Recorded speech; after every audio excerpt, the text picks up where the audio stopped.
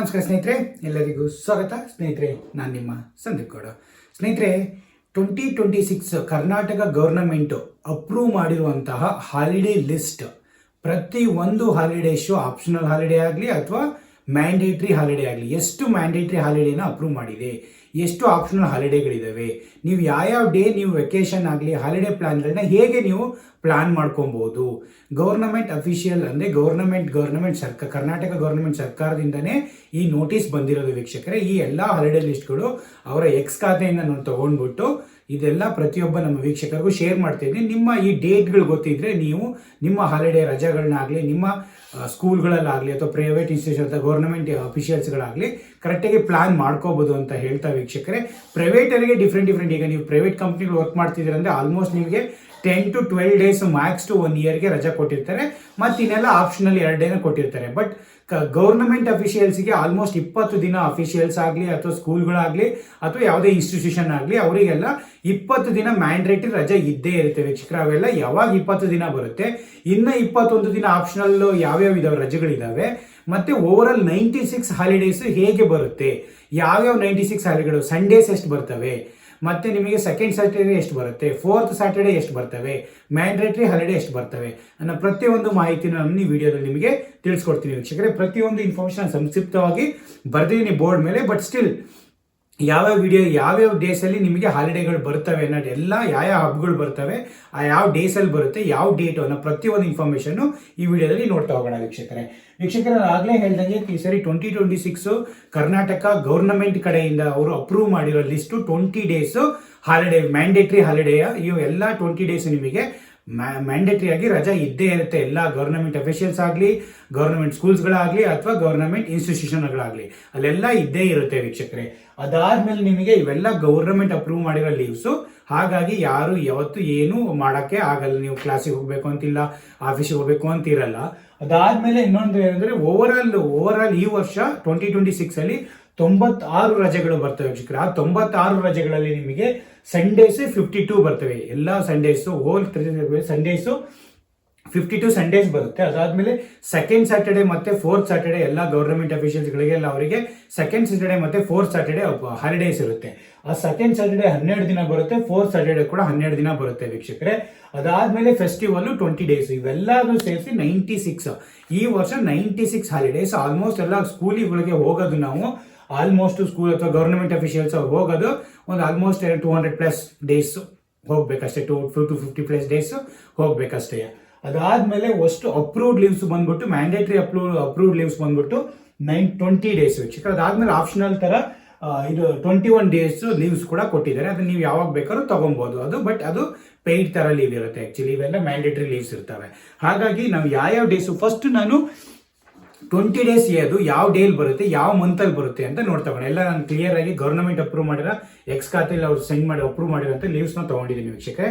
ಅದರೆಲ್ಲ information ನಾನು ಇವಾಗ share ಮಾಡ್ತಾ ಇದ್ದೀನಿ. ಫಸ್ಟ್ ಜನವರಿ 15 ಎಲ್ಲರಿಗೂ ಗೊತ್ತಿರೋ ಹಾಗೆ ಮಕರ ಸಂಕ್ರಾಂತಿ, ಅದು ಬರೋದು ಥರ್ಸ್ಡೇ ಬರುತ್ತೆ. ಫ್ರೈಡೇ ಆರಾಮಾಗಿ ನೀವು ಲೀವ್ ಹಾಕೊಬಹುದು ವೀಕ್ಷಕರೇ. ಅದಾದ್ಮೇಲೆ ನಿಮಗೆ ರಿಪಬ್ಲಿಕ್ ಡೇ ಬರುತ್ತೆ, ಅದು ಕೂಡ ಮಂಡೇ ಬರುತ್ತೆ. ನೀವು ಫ್ರೈಡೇಯಿಂದನೇ ಪ್ಲಾನ್ ಮಾಡ್ಕೊಬೋದು, ಸಖತ್ತಾಗಿರುತ್ತೆ. ಇದೊಂದು ಪ್ಲಾನ್ ಮಾಡೋಕ್ಕೆ ವೆಕೇಶನ್ ಆಗಲಿ, ನಿಮ್ಮ ಹೋಮ್ ಟೌನಿಗೆ ಹೋಗೋಕ್ಕಾಗಲಿ ಇದು ಪ್ಲಾನ್ ಮಾಡ್ಕೊಬೋದು. 26 ಆಗಲಿ 15 ಆಗಲಿ. ಅದಾದಮೇಲೆ ಮಾರ್ಚ್ 19 ಥರ್ಸ್ಡೇ ಯುಗಾದಿ, ನಮಗೆ ಯುಗಾದಿ ಥರ್ಸ್ಡೇ ಬಂದಿದೆ. ಮಹಾಶಿವರಾತ್ರಿಗೆ ರಜೆ ಇಲ್ಲ, ಮಹಾಶಿವರಾತ್ರಿ ಸಾಟರ್ಡೇ ಬಂದ್ಬಿಟ್ಟಿದೆ. ಹಾಗಾಗಿ ಮಹಾಶಿವರಾತ್ರಿ ಎಲ್ಲ ಅದಾದ್ಮೇಲೆ ಯುಗಾದಿ ಥರ್ಸ್ಡೇ ಬಂದಿದೆ. ಅದಾದ್ಮೇಲೆ ಮಾರ್ಚ್ 21ಕ್ಕೆ ನಿಮಗೆ ರಂಜಾನ್, ಅದು ಕೂಡ ಸ್ಯಾಟರ್ಡೇ ಬಂದಿದೆ ವೀಕ್ಷಕರೇ. ರಂಜಾನ್ ಸ್ಯಾಟರ್ಡೇ ಬಂದಿದೆ, ಮಹಾಶಿವರಾತ್ರಿ ಸಂಡೇ ಬಂದಿರಬೇಕು. ರಂಜಾನ್ ಸ್ಯಾಟರ್ಡೇ ಬಂದಿದೆ, ಮಾರ್ಚ್ 21 ಫ್ರೈಡೇ ಕೂಡ ರಜಾ ಹಾಕೋಬಹುದು. ರಂಜಾನ್ ಬಂದಿರೋದು ಮಾರ್ಚ್ 21. ಮಾರ್ಚ್ 31 ಮಹಾವೀರ್ ಜಯಂತಿ ಅಂತ ಬಂದಿದೆ ವೀಕ್ಷಕರೇ. ಮಾರ್ಚ್ 3 ದಿನ 19, 20, 21 ಟ್ಯೂಸ್ಡೇ ಮಹಾವೀರ್ ಜಯಂತಿ. ಮಂಡೇನೂ ಕೂಡ ರಜಾ ಹಾಕೋಬಹುದು, ಯಾರು ರಜಾ ಹಾಕಿದ್ರೆ. ಏಪ್ರಿಲ್ 3 ಫ್ರೈಡೇ ಗುಡ್ ಫ್ರೈಡೇ ವೀಕ್ಷಕರೇ. ಫ್ರೈಡೇ ರಜಾ ಬಂದಿರೋದ್ರಿಂದ ತುಂಬ ಲಾಂಗ್ ವೀಕೆಂಡ್ ಆಯಿತು. ಏಪ್ರಿಲ್ 14 ಟ್ಯೂಸ್ಡೇ ಅಂಬೇಡ್ಕರ್ ಜಯಂತಿ, ಅದು ಕೂಡ ಟ್ಯೂಸ್ಡೇ ಬಂದಿದೆ, ಮಂಡೇ ರಜಾ ಹಾಕೊಬಹುದು. April 14. April 20 Monday Basava Jayanti, Akshaya Tritiya. Basava Jayanti ಬಂದಿರೋದು ನಮಗೆ ಮಂಡೇ ಏಪ್ರಿಲ್ 20. ಮತ್ತು ಮೇ 1 ಫ್ರೈಡೇ ಲೇಬರ್ ಡೇ, ಅದೆಲ್ಲ ಇಂಜಿನಿಯರ್ಸ್ ಡೇ ಗೊತ್ತೇ ಇರುತ್ತೆ ಎಲ್ಲ. ಅದಾದಮೇಲೆ ನಿಮಗೆ ಕಾರ್ಮಿಕ ದಿನಾಚರಣೆ, Friday May 1. May 28 Thursday Bakrid Thursday ಬಂದಿದೆ. ಎಲ್ಲ ಆಲ್ಮೋಸ್ಟ್ ಫ್ರೈಡೇ ಟ್ಯೂಸ್ಡೇ ಥರ್ಸ್ಡೇನೇ ಬಂದಿದ್ದಾವೆ.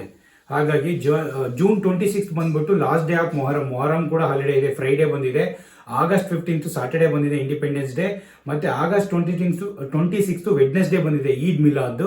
ಅದಾದಮೇಲೆ ಸೆಪ್ಟೆಂಬರ್ 14 ಮಂಡೇ ವಿನಾಯಕ ಚತುರ್ಥಿ. ನೋಡಿ, ಸೆಪ್ಟೆಂಬರ್ 14 ಲಾಸ್ಟ್ ಟೈಮ್ ಆಗಸ್ಟಲ್ಲಿ ಬಂದಿತ್ತು, ಈ ಸರಿ ಸೆಪ್ಟೆಂಬರ್ 14 ಮಂಡೇ ಬಂದಿದೆ ವಿನಾಯಕ ಚತುರ್ಥಿ. ನೀವು ಲಾಂಗ್ ಫ್ರೈಡೆಯಿಂದನೇ ಲಾಂಗ್ ವೀಕೆಂಡ್ ಮಾಡ್ಕೊಬೋದು. ಅದಾದಮೇಲೆ ನಿಮಗೆ October 2 Friday Gandhi Jayanti. October 2 Gandhi Jayanti Friday ಬಂದಿದೆ. ಅದಾದಮೇಲೆ ಅಕ್ಟೋಬರ್ 20, 2026 ಆಯುಧ್ ಪೂಜಾ ಟ್ಯೂಸ್ಡೇ ಬಂದಿದೆ.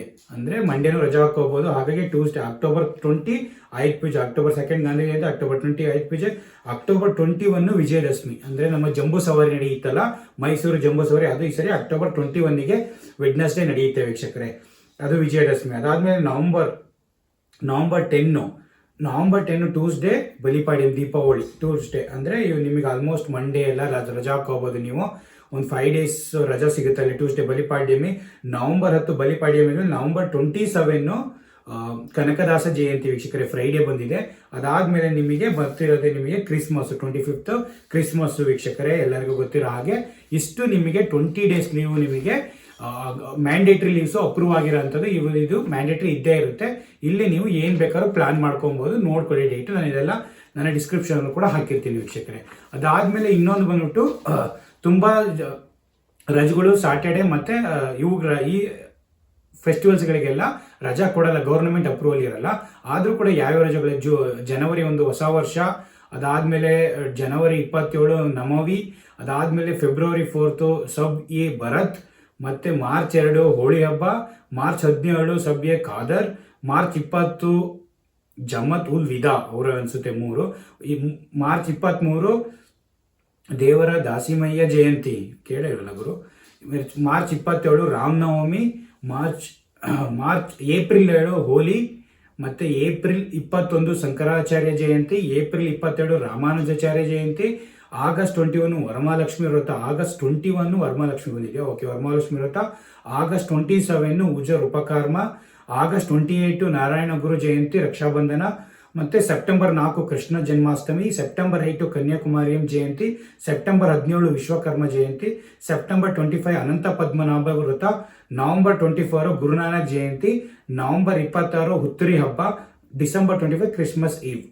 ಇವೆಲ್ಲ ವೀಕ್ಷಕರೇ ನಿಮಗೆ ಬೇರೆ ಹಬ್ಬಗಳು. ಇವಕ್ಕೆ ಗೌರ್ಮೆಂಟ್ ಹಾಲಿಡೇ ಇರಲ್ಲ, ಒಂಥರ ಆಪ್ಷನಲ್ ಹಾಲಿಡೇ ಫೆಸ್ಟಿವಲ್ ಥರ. ಈ ಫೆಸ್ಟಿವಲ್ಗೆ ನೀವು ರಜಾನ ಆಪ್ಷನಲ್ ಥರ ತಗೊಬೋದು ಪ್ಲಾನ್ ಮಾಡ್ಕೊಂಡ್ರೆ ವೀಕ್ಷಕರೇ. ಹಾಗಾಗಿ ಪ್ರತಿಯೊಂದು ರಜಾ ದಿನಗಳನ್ನು ಏನೇನು ಗವರ್ನಮೆಂಟ್ ಅಪ್ರೂವ್ ಮಾಡಿದೆ, ಮತ್ತು ಇನ್ನೂ ಯಾವ್ಯಾವ ರಜಾಗಳು ಯಾವ್ಯಾವ ಡೇಸಲ್ಲಿ ಬರ್ತವೆ ಅಂತೆಲ್ಲ ಈ ವಿಡಿಯೋದಲ್ಲಿ ನಾನು ಶೇರ್ ಮಾಡಿದ್ದೀನಿ ವೀಕ್ಷಕರು. ಇದೆಲ್ಲದನ್ನು ನಾನು ಡಿಸ್ಕ್ರಿಪ್ಷನಲ್ಲಿ ಕೂಡ ನಾನು ಹಾಕಿರ್ತೀನಿ.